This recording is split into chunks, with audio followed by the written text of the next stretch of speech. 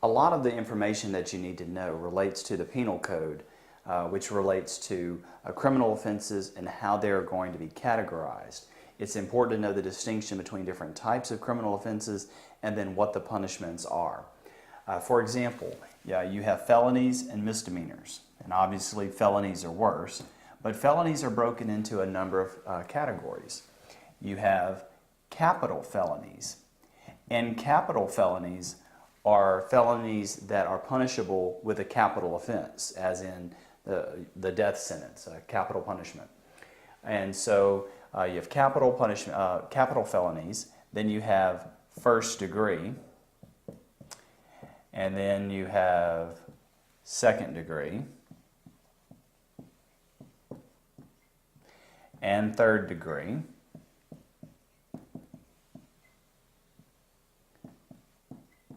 And then there are fourth degree felonies, but they're also known as state jail because the punishment for them may involve a state jail as opposed to a prison.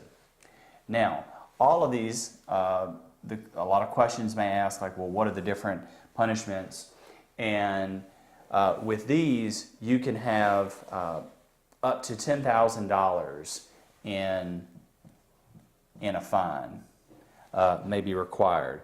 That may be in addition to the punishment. So, and that's for all of these, not the capital punishment, because it only involves death or life in prison.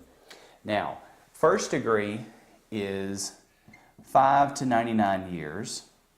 Second degree is 2 to 20. Third degree is 2 to 10. And for the fourth degree, it's not more than 2 years. So less than 2 years, or under 180 days in a state jail. And so these are all number of years. So these are the punishments. And so as you can see, as you go down the list, the punishment, so life, sentence, or death. The punishments get less severe, 5 to 99, 2 to 20, 2 to 10, or less than 2. What's nice is they're all 10,000, so that makes it easy to remember. But you have to remember, as the degrees go up in number, the amount of punishment is going to go down. So a first degree is worse than a second degree, which is worse than third degree, and that's worse than a fourth degree. Now, as far as what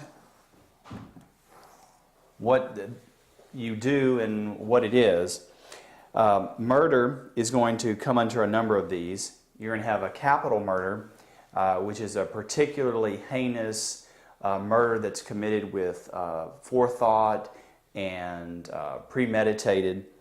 It's a form of first-degree murder can be the same way and be premeditated, but a capital murder is going to be a special, sometimes a shooting of a police officer might be considered that, or a particularly heinous first-degree murder would fall under the capital felony categorization. A second-degree murder might be a murder that would occur if they didn't intend to do it, but they were mad, and in the heat of the moment they picked up a gun and they shot the person that they were upset at. That would be a second-degree murder.